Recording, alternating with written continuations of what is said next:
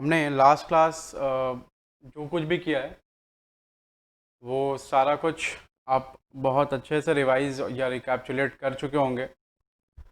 और हम आज जो कर रहे हैं वो अब आपको आगे बढ़ने में हेल्प करेगा। ये 3 या 4 क्लास का होगा ऑलमोस्ट। तो आप इसको अपने हिसाब से प्रैक्टिस करें ढंग से जैसे कर सकें। ठीक है। हमें टोटल एडजस्टमेंट जो करने हैं वो मैं आप लिखता हूँ अभी।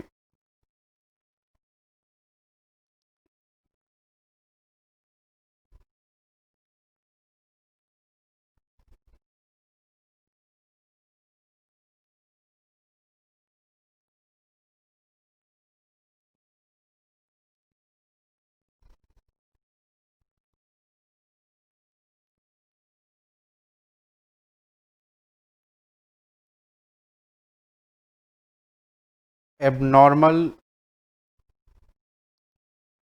लॉस या फिर एबनॉर्मल गेन।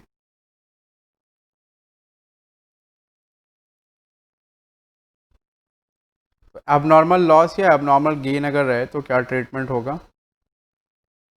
मैंने वहाँ लिख तो रखा है। आपको जब एनालिसिस ऑफ प्रॉफिट सिखाया था तो मैंने लिखा था सब कुछ। एनालिसिस ऑफ प्रॉफिट देखो ये रहा। कुछ आइटम्स हैं जो हमें वहाँ जोड़ने घटाने रहते हैं, तो वो जो मैंने लिखा था वो यही है।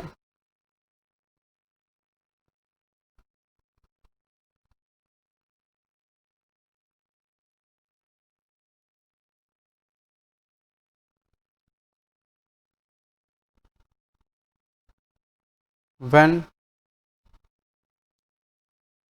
abnormal loss and gain is given, then first cancel the effect of the abnormal item।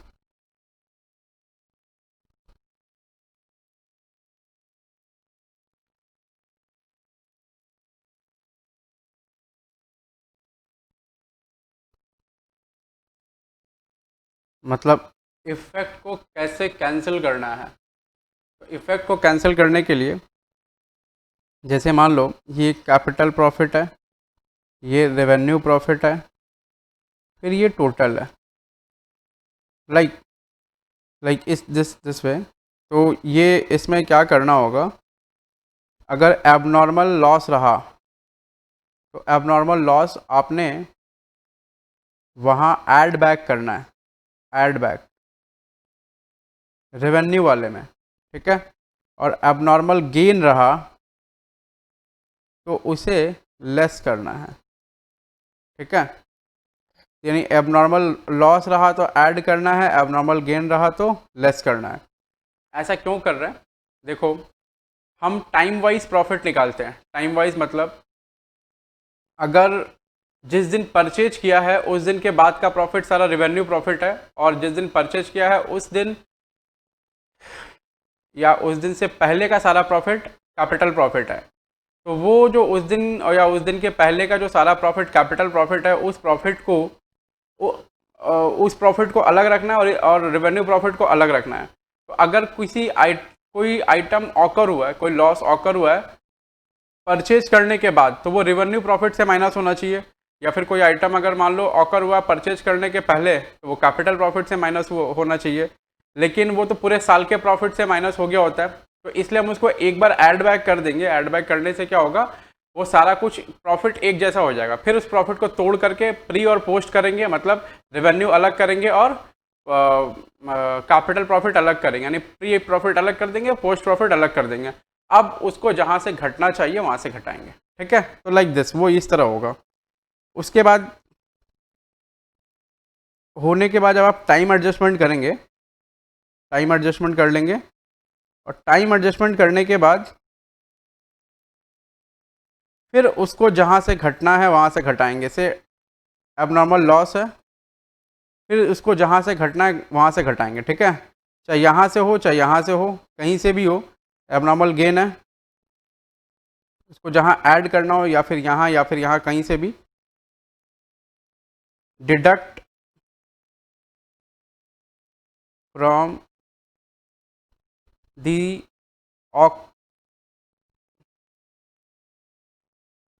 Deduct from the profit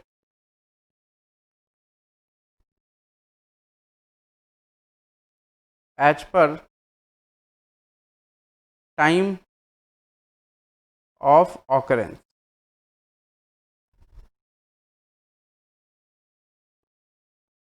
add और डिडक्ट, समझ रहे हैं। तो ये इन्हें ऐसे करना है। अब देखो, तो जोड़ना कहाँ है, रेवेन्यू में जोड़ना है। पहली बात तो ये याद रखना, जोड़ना रेवेन्यू में है, और घटाना कहाँ, या जो मतलब हमें इफेक्ट कैंसिल करना है। ये हम ये इफेक्ट कैंसिल कर रहे हैं, ये कैंसिलिंग द इफेक्ट है।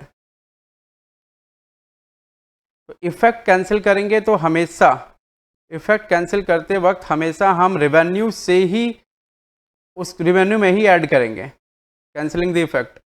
और फिर हम जब उसको एक्चुअल डिडक्ट या माइनस करेंगे, डिडक्ट या ऐड करेंगे, तो हम उसको उसके ऑकरेंस के हिसाब से डिडक्ट या ऐड करेंगे, ठीक है।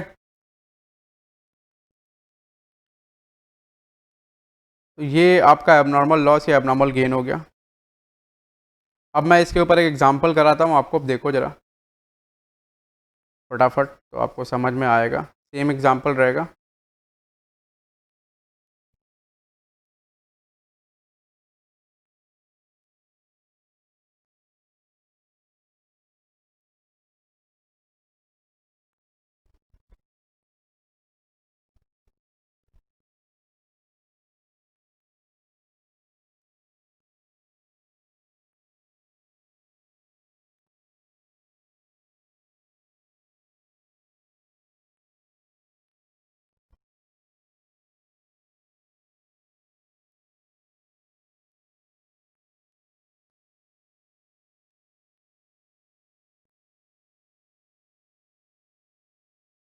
ये बैलेंस शीट रही।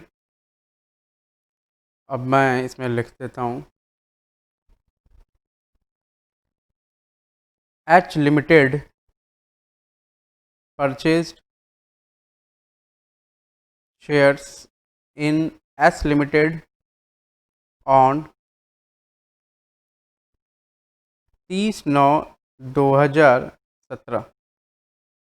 19 है ना, 18 कर लो इसको।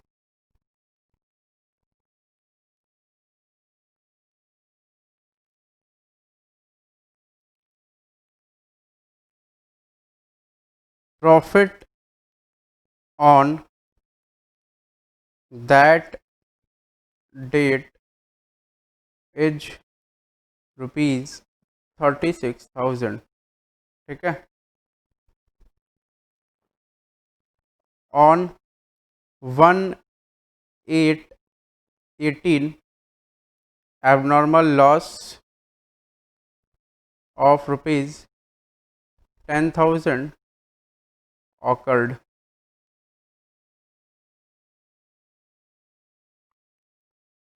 फिर on 1/11/18 abnormal gain. Abnormal gain क्या होगा, ये सब इंश्योरेंस क्लेम, ये सब जो रिसीव होता है, मैं लिख दूंगा नाम उसके। Abnormal gain of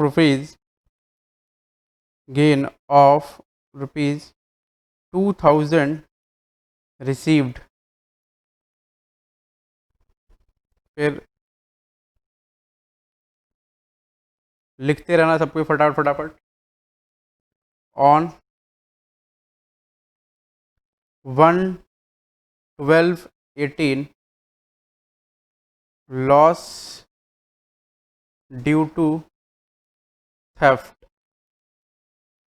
₹4,000। Prepare CBS। On 31/3/19। चलो,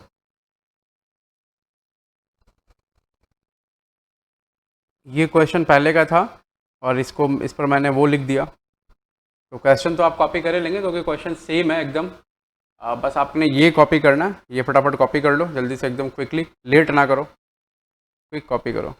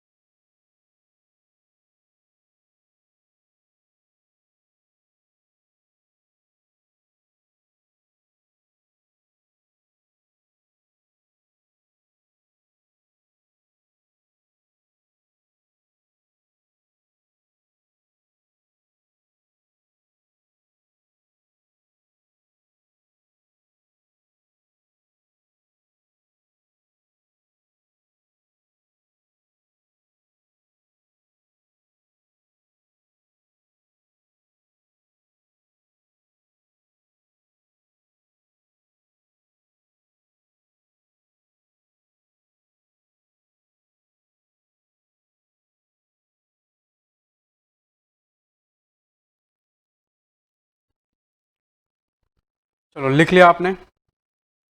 अब मैं इसका सोल्यूशन करता हूँ, अब समझना। एबनॉर्मल लॉस और एबनॉर्मल गेन का ट्रीटमेंट आपको समझ आ जाएगा। तो सबसे पहले आपने करना क्या है, आपको फॉर्मेट ड्रॉ करना। हर बार आप ये काम हर बार आप करेंगे, ठीक है? चलो फटाफट कर लो, ये काम आप हर बार करेंगे। सबसे पहले एक बैलेंस शीट, परीक्षा में ये काम जाते ही पहले आप कर लेंगे। एक बैलेंस शीट आपने ड्रॉ करनी है।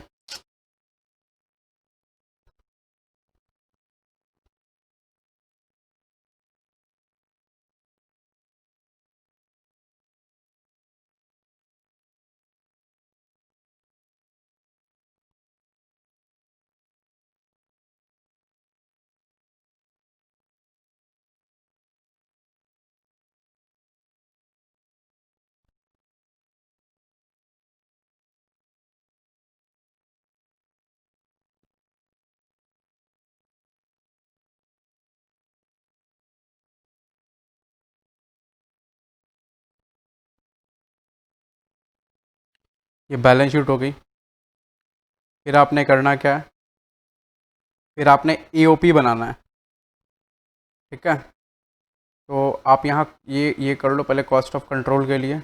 ये आपका कॉस्ट ऑफ कंट्रोल हो जाएगा। ये कॉस्ट ऑफ कंट्रोल हो गया। फिर यहाँ आप माइनॉरिटी इंटरेस्ट कर लो। मतलब देखो, सब सब चीज़ एकदम सेट है। ये आपने करना क्या है, राइट?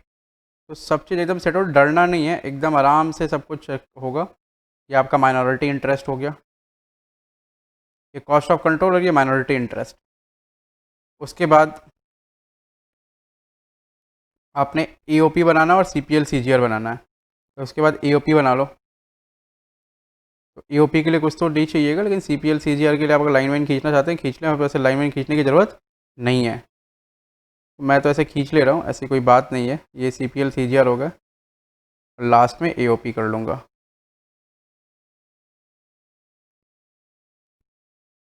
चलो, अब उसके बाद एओपी। तो भाई इतने सारे काम तो हैं आपने जो करने हैं, फटाफट फटाफट।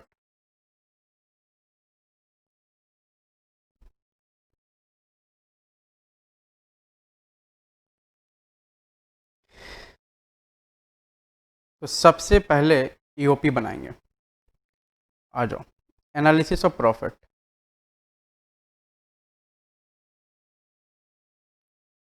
और ये एनालिसिस ऑफ प्रॉफिट किसका बनता है? एस लिमिटेड का। चलो इसको कैसे बनाते हैं हम लोग, आपने वो देख रखा होगा। यहाँ लिखते हैं कैपिटल, फिर लिखते हैं रेवेन्यू, और फिर लिखते हैं टोटल, राइट। अब टोटल में ईयर एंड का प्रॉफिट कितना है वो देखो।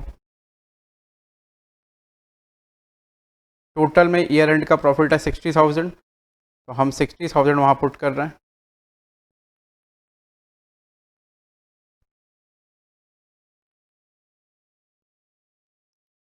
टोटल में ईयर एंड का प्रॉफिट है 60,000, तो हम 60,000 वहाँ पुट कर रहे हैं। 60,000 ये हो गया, और ये पीएल का बैलेंस है तो पीएल यहाँ लिख दिया।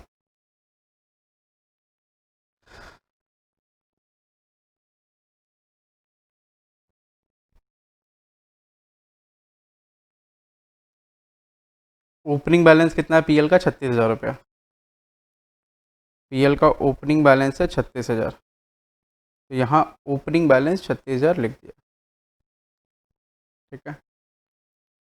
अब बैलेंसिंग फिगर जो आएगा प्रॉफिट का वो होगा 24,000। इतना काम तो हो गया। अच्छा, मैं एक छोटा सा बस वो आपसे एडजस्टमेंट नहीं बोल लो, हल्का सा एकदम छोटा सा मैं एक बार आपके साथ डिस्कशन करना चाहता हूँ। देखो ये टाइमलाइन है, ये है 1/4/18 और ये है 31/3/19। परचेज किस दिन हुआ है, परचेज का डेट देखो, परचेज किस दिन हुआ है। परचेज हुआ है 30/9/18 को, परचेज हुआ है 30/9/18 को। तो 30/9/18 जो डेट है वो से ये डेट है 30/9/18, 30/9/18, ठीक है। 30/9/18 ये डेट है, तो इस डेट के पहले का प्रॉफिट सब प्री होगा, ये प्री प्रॉफिट होगा, और इसके बाद का प्रॉफिट होगा पोस्ट। अब ये समझ आ रहा है। तो साल भर में जो भी प्रॉफिट होगा वो आधा प्री होगा, आधा पोस्ट होगा। अब हुआ क्या क्या है वो देख लो, एबनॉर्मल गेन, एबनॉर्मल लॉस, ये सब कब हुआ है वो डेट फाइंड आउट करना है। देखो 1/8/18 को 10,000 का एबनॉर्मल लॉस हुआ है, 1/11/18 को एबनॉर्मल गेन हुआ है 2,000 रुपये का, और 1/12/18 को लॉस हुआ है 4,000 रुपये का, ठीक है। तो 1/8/18 को लॉस है, 1/11/18 को गेन है, और 1/12/18 को फिर से लॉस है।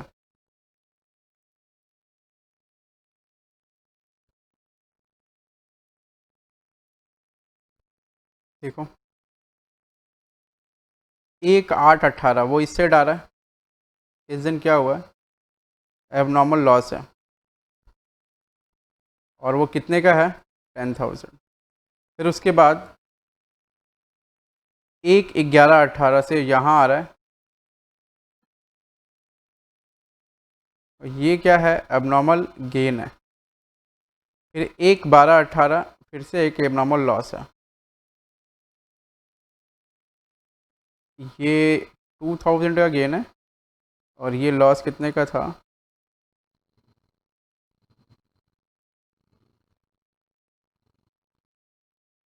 4,000 का, 4,000।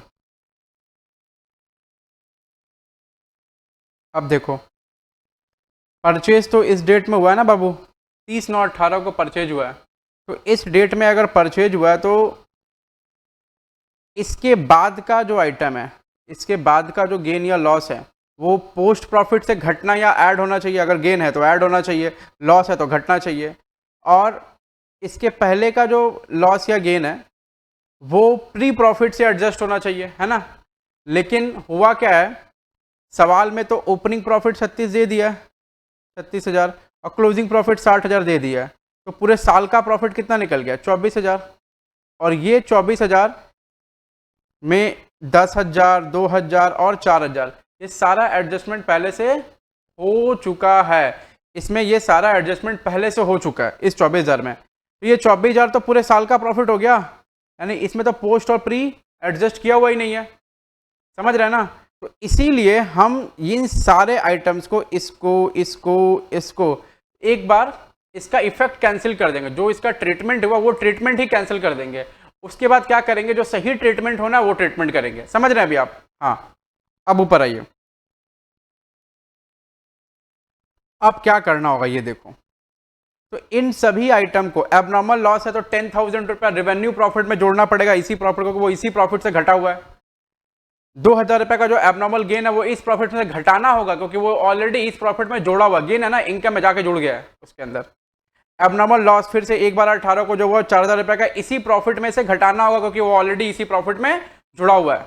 आपको बात समझ में आ रही है?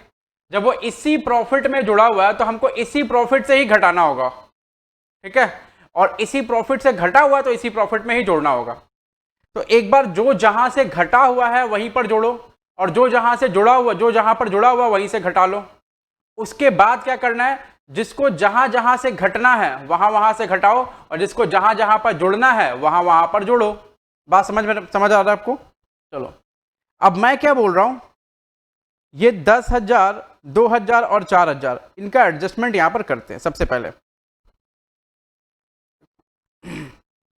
अब देखो, एबनॉर्मल लॉस,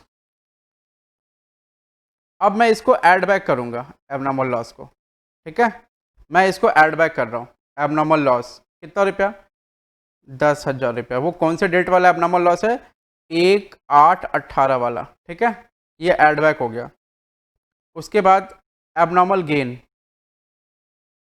एबनॉर्मल गेन कब हुआ था, एबनॉर्मल गेन हुआ था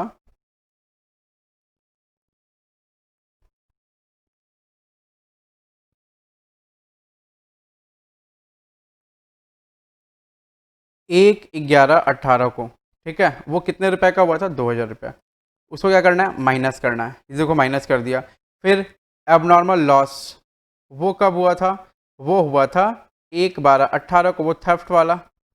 उसको क्या करना होगा, 4,000, वो भी ऐड बैक करना होगा, ठीक है। तो मैंने सभी को जहाँ जहाँ से घटना, जहाँ जहाँ घटा से घटा था वहाँ वहाँ जोड़ दिया, और जहाँ जहाँ से जहाँ जहाँ पर जुड़ा था वहाँ वहाँ से घटा दिया। तो ये हो गया 36,000 भैया, और ये हो गया 24,10 34, और 34,000 38, 38 माइनस 2 36,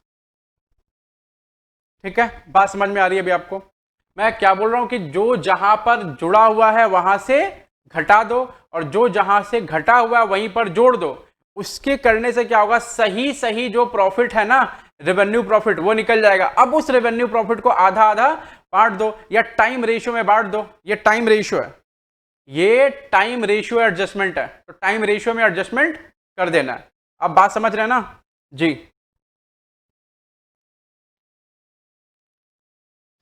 टाइम रेशियो में एडजस्टमेंट कर देना। आओ अभी, अब क्या होगा, time ratio adjustment, time ratio adjustment.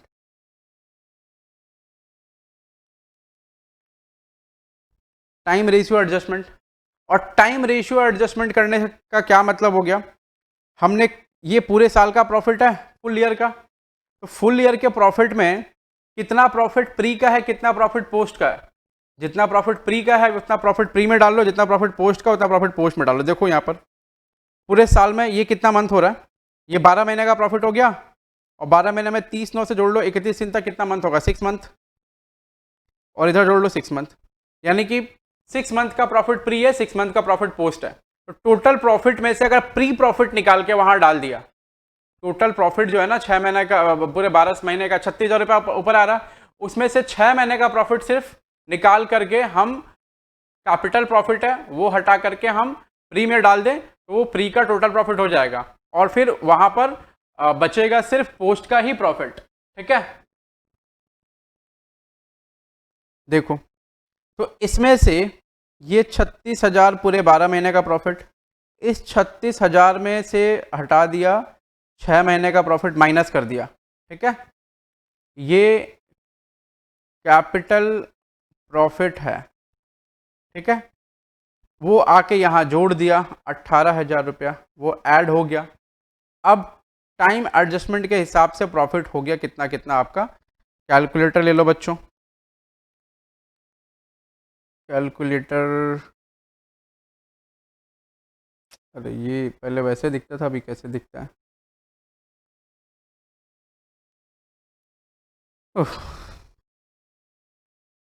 Recent में कोई आइटम ही नहीं है। वेट, कैलकुलेटर तो है यहीं पर, लेकिन ये खुला है इसमें, तो उठाकर यहाँ ले आओ। चलो यहाँ बंद करो, फिर यहीं खोलो। चलो तो कैलकुलेटर ले लो। अब देखो कितना कितना प्रॉफिट हो रहा है। ये 36,000 में कितना जोड़ा? 18,000, कितना हो गया? 54,000। तो 54,000 जो प्रॉफिट हो गया वो क्या हो गया? टाइम रेशियो एडजस्टमेंट के बाद हुआ। अब इसमें से घटा लो 36,000 में से, तो ये कितना बचेगा? 18,000। मतलब वहाँ से 18,000 का प्रॉफिट कैपिटल था और 18,000 का प्रॉफिट रेवेन्यू था। ठीक है, तो हमने 18,000 का जो कैपिटल प्रॉफिट था वो वहाँ ले जाकर डाल दिया, और तो रेवेन्यू यहाँ पर बच गया बाबू। ठीक है, अब क्या करना है? अब हमको सही सही घटाना है, जिस चीज़ को जहाँ से घटना चाहिए वहीं से घटाना। इसमें देखो जरा, देखो अब ये जो 2,000 वाला चीज़ है ना, 2,000 वाला, ये जो 2,000 वाला चीज़ है, ये वाला, ये कहाँ से घटना चाहिए? प्री से घटना चाहिए, सॉरी पोस्ट से घटना चाहिए। तो ये पोस्ट वाले प्रॉफिट से घटाएंगे। पोस्ट का प्रॉफिट का मतलब क्या? Revenue profit. तो रेवेन्यू प्रॉफिट से घटाएंगे, या ये जो सॉरी जुड़ेगा ये क्योंकि गेन है, और ये जो लॉस है ये पोस्ट का लॉस है, तो रेवेन्यू प्रॉफिट से घटेगा। ये पोस्ट का गेन है तो रेवेन्यू प्रॉफिट में जुड़ेगा। समझ आ रहा बाबू? और ये प्री का लॉस है, तो ये कहां से घटेगा बच्चों? ये घटेगा सिर्फ और सिर्फ कैपिटल प्रॉफिट से। ये कहां से घटेगा? कैपिटल प्रॉफिट से घटेगा बच्चों। चलो आगे बढ़ते हैं। अभी आपको बात समझ में आ रही है? तो अब इनको जहां जहां से जिनको घटना चाहिए या जहां जहां पर जिनको जुड़ना चाहिए वहीं पर जोड़ेंगे या वहीं से घटाएंगे बच्चों? वहीं पर जोड़ेंगे या वहीं से घटाएंगे हम इसको? चलो, एबनॉर्मल लॉस 1,818 वाला वो है 10,000, उसको कहां से घटना है? उसको यहां से घटना है। देखो हमने उसको यहां से घटाया है। ठीक है, हमने उसको यहां से घटाया है बच्चों, आपको दिख रहा है? उसके बाद एबनॉर्मल गेन, एबनॉर्मल गेन वो है 1,1118 वाला। वो एबनॉर्मल गेन कहां जाकर जुड़ना चाहिए? वो रेवेन्यू प्रॉफिट में जुड़ना चाहिए। देखो हम रेवेन्यू प्रॉफिट में जोड़ दें, मैं यहाँ प्लस माइनस नहीं लिख रहा क्योंकि ये बिना साइन वाला प्लस ही है। फिर एबनॉर्मल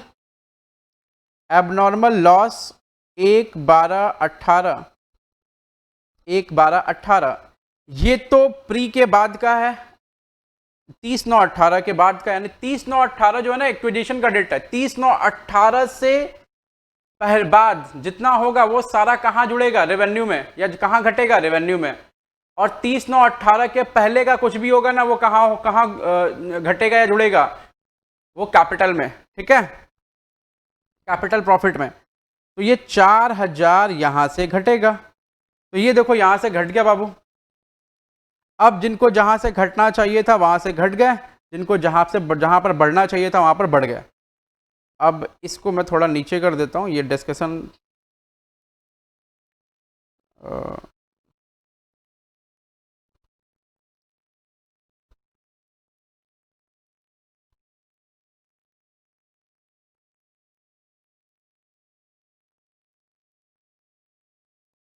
चलो ताकि इसको यहीं रहने दो, डिस्कशन है।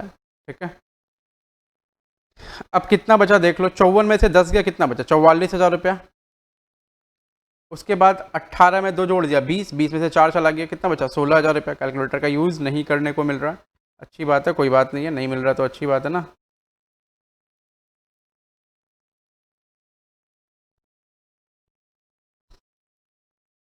उसके बाद क्या करना है? होल्डिंग कंपनी, उसका कितना परसेंट रेशियो है, शेयर है उसमें? 78, 30, 45, 80 कितना परसेंट है? चेक करो। 60%। इतना ऊपर तो सवाल लिख लिया है बार बार। 60%। और माइनॉरिटी इंटरेस्ट वालों का कितना परसेंट है? 40%। तो इस 44,000 में से, इस 44,000 में से कैपिटल प्रॉफिट कितना है? इनटू 60%। 44,000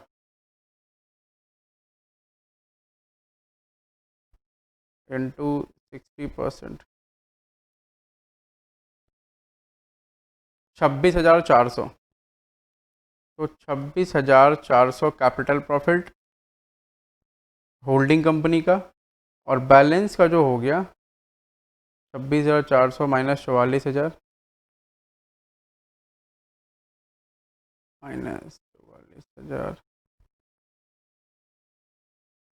17,600। वो माइनॉरिटी वालों का प्रॉफिट हो गया 17,600। बात समझ में आ रही है?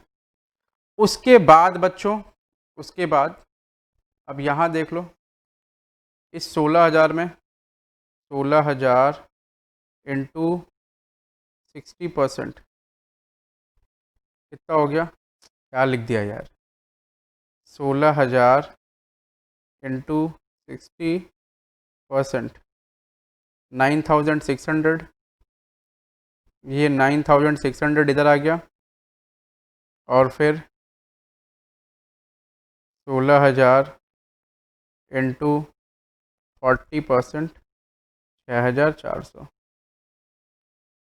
ठीक है, ये कहाँ जाना है इसको? इसको जाना है कॉस्ट ऑफ कंट्रोल में, कॉस्ट ऑफ कंट्रोल। ठीक है, इसको कहाँ जाना है? माइनॉरिटी के पास। इसको कहाँ जाना है? ये रेवेन्यू वाला है, ये जाएगा कॉस्ट कंसोलिडेटेड पीएल में जाएगा, ये सीपीएल में जाएगा। इसको हम बोलते हैं कंसोलिडेटेड पीएल, कंसोलिडेटेड पीएल में जाएगा। ये जाएगा कंसोलिडेटेड पीएल। और ये कहाँ जाएगा? ये फिर से माइनॉरिटी में जाएगा। ठीक है, तो अब इसको जहाँ जहाँ जाना है वहाँ वहाँ लेकर जाओ, जिसको जहाँ जहाँ जाना है वहाँ वहाँ लेकर जाओ। चलो अब स्टार्ट करें फिर हम लोग। देखो, अब ये सबसे पहले एनालिसिस ऑफ प्रॉफिट ही बनाना है, उसके बाद ये सब बनाना है, और उसके बाद फिर अपने एंड में बैलेंस शीट बनेगा। ये कॉस्ट ऑफ कंट्रोल हो गया,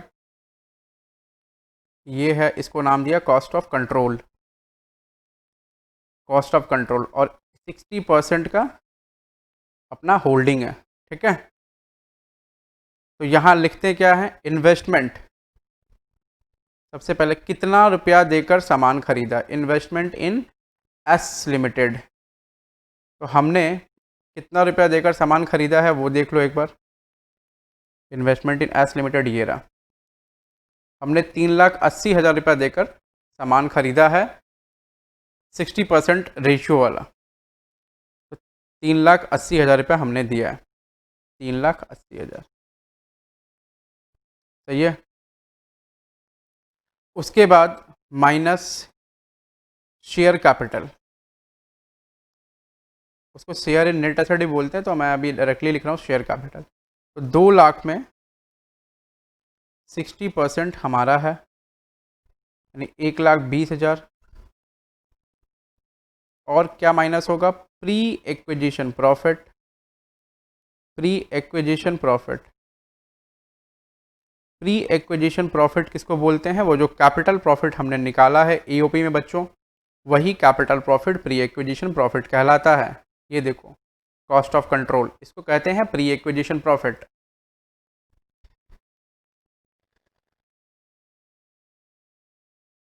प्यारे बच्चों, ये कितना है प्री एक्विजिशन प्रॉफिट? 26,400। उसके बाद और क्या माइनस करते हैं बच्चों? प्री एक्विजिशन डिविडेंड, जो प्री एक्विजिशन डिविडेंड है, डिविडेंड। तो यहाँ पर प्री एक्विजिशन डिविडेंड तो कुछ नहीं है, ज़ीरो है। इसको हम लोग क्या लिखेंगे? नील बटे सन्नाटा। तो नील बटे सन्नाटा लिख दिया। अब देखो, ये जो है ना, इतने का सामान मिला, सामान मिला, और इतना क्या है? ये प्राइस पेड है। तो अब आप चेक कर लो कि आपको नफ़ा हुआ या नुकसान हुआ। आपने 3,80,000 में इतने का सामान खरीदा बस, तो आपने महंगा खरीदा है या सस्ता खरीदा? अगर आपने ज़्यादा पैसा देकर कम सामान खरीदा है, इसका मतलब आपको नुकसान है, और नुकसान को क्या कहते हैं? गुडविल। आपने हवा के पैसे दिए हैं, और आपने ज़्यादा पैसा देकर, आपने पैसा देकर ज़्यादा सामान खरीदा है, आपने कम पैसा देकर ज़्यादा सामान खरीदा है, इसका मतलब आपके प्रॉफिट हैं, और उस प्रॉफिट को कहते हैं कैपिटल रिजर्व बच्चों। ठीक है, तो हमारा ये जो प्रॉफिट रहा वो 26,400 का ही है। तो हमने बहुत कम का सामान खरीदा है। इसके पहले के भी जो इसके पहले का जो प्रॉब्लम था उसमें भी देखो हमको गुडविल ही आया होगा। देखना ज़रा, देखो इसमें हमें गुडविल ही आया है, और इसमें भी हमें गुडविल ही आया है। एकदम सेम सेम कॉन्सेप्ट है।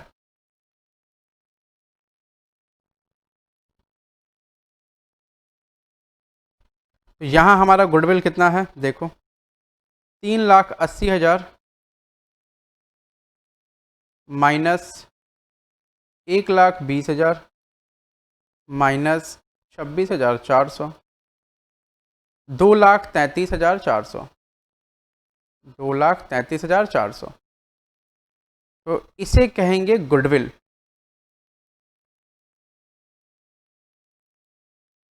2,33,400, ये हो गया गुडविल। अब माइनॉरिटी इंटरेस्ट निकाल लो। ये माइनॉरिटी इंटरेस्ट हो गया। देखो एकदम काम मैं बहुत धीरे धीरे कर रहा हूँ ताकि आप एक दो बार समझो। पहले माइनॉरिटी इंटरेस्ट यहाँ लिखेंगे क्या? Share capital. मतलब जो हमारा कंट्रोल नहीं है। हमारा कंट्रोल किसके ऊपर है? 60% के ऊपर में। तो हमने 60% के ऊपर में देखो कंट्रोल दिखाया कि देखो इतना मेरे को मिला हुआ है। तो इसको कितना मिला है? तो इसको 2 लाख पर 40% मिलेगा। 40% कितना होगा? 60% मेरा, 40% इनका है, 80,000 रुपया। सही है। इनको सब्सिडियरी कंपनी से प्रॉफिट कितना मिल रहा? Profit from subsidiary.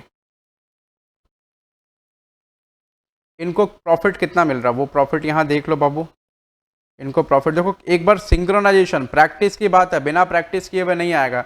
17,600 प्लस 6,400, मैं आपसे फिर से कह देता हूँ, बिना प्रैक्टिस किए तो ये मेरे से नहीं बनेगा, आपसे तो आप तो बात ही छोड़ दो। 17,600 प्लस 6,400, तो मैं ये कहता हूँ कि प्रैक्टिस करो। अगर प्रैक्टिस नहीं करेंगे तो बेकार है सब कुछ। प्रैक्टिस करना बहुत ज़रूरी है बेटा। नहीं प्रैक्टिस करेंगे बच्चा लोग, बेकार हो जाएगा फिर सब कुछ। 17,600 प्लस 6,400 इक्वल टू 24,000 रुपया। 24,000, तो इनके प्रॉफिट का हिस्सा हो गया 24,000। सही है। तो 80,000 प्लस 24,000, 1,04,000 रुपया। प्यारे बच्चों, कहीं गलती ना हो कैलकुलेशन में, ये बस देख लेना, नहीं तो कहीं मिस्टेक हो गई तो फिर बहुत दिक्कत है। 24,000 10 34,000, और 34,000 प्लस 4 38,000 माइनस 2 36,000,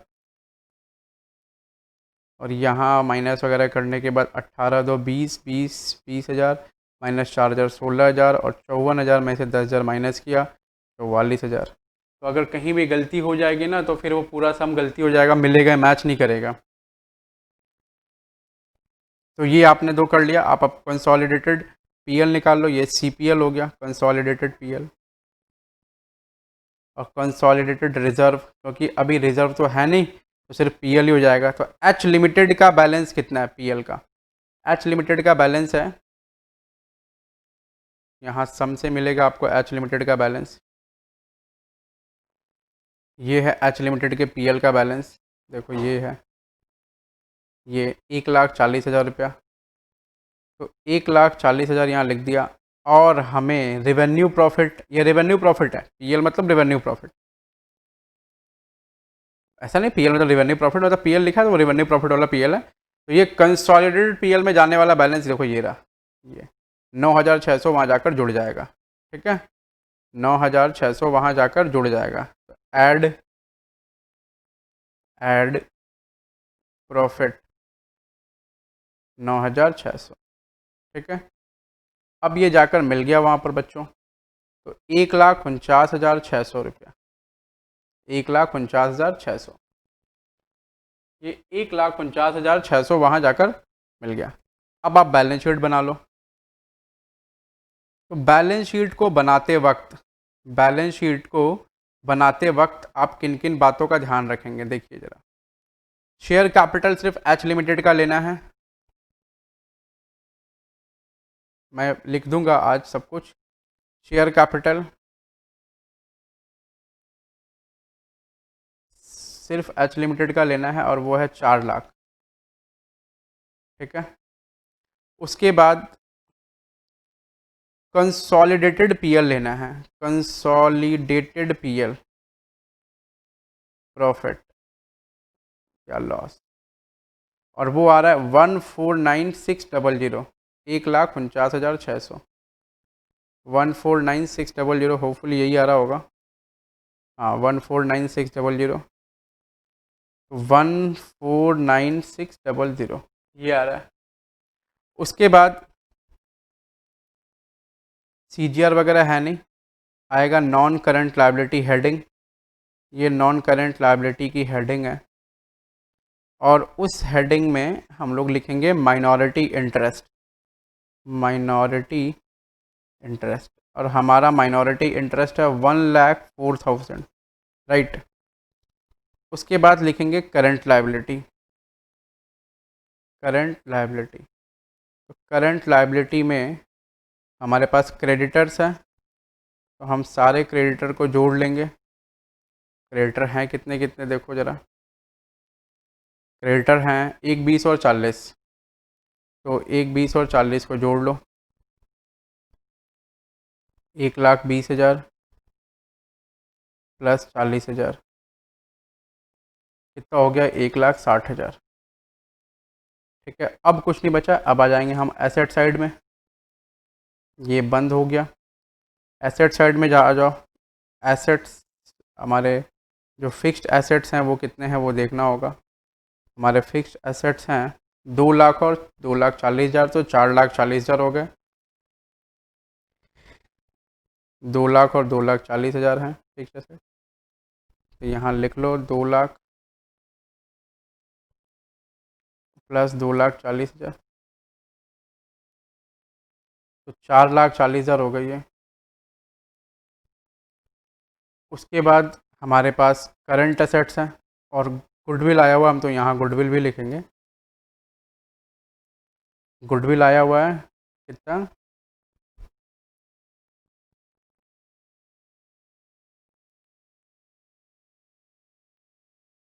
2,33,400 बच्चों, गुडविल आया है 2,33,400।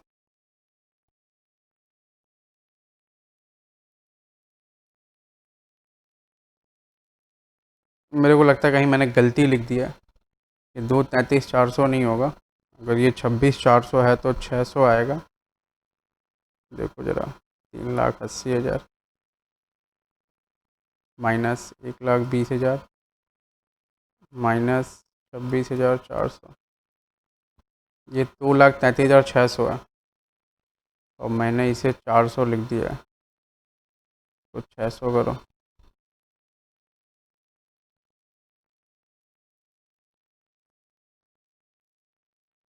गुडविल कितना है बाबू, गुडविल है 2,33,600। ठीक है, गुडविल है 2 लाख, इसको नीचे ही लिख लो गुडविल थोड़ा सा,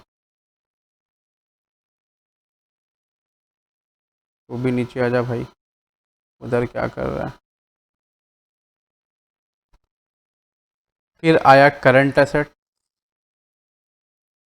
और करंट एसेट्स की वैल्यू है 80,000 और 60,000। ठीक है, 1,40,000, तो ये 1,40,000 यहाँ लिख दिया हमने। अब ये टोटल हो गया बच्चों, अब ये टोटल हो गया, तो आप देख लो टोटल कितना कितना होगा, कैलकुलेटर निकाल लो और देखो टोटल कितना हो रहा है। 4,40,000 प्लस 2,33,600 प्लस 1,40,000 आ रहा है 8,13,600। तो ये 8,13,600। उसके बाद इसमें से माइनस करो,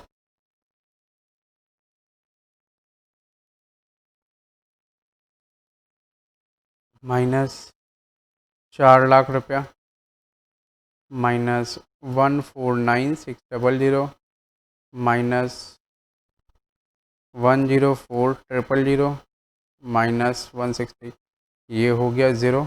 ये 8,13,600, ये आपके आंसर हो गए 8,13,600। ठीक है, तो ये एबनॉर्मल लॉस और गेन को समझाने का प्रॉब्लम रहा, सवाल रहा। तो इसके बाद हम लोग एक नया एडजस्टमेंट करेंगे दो।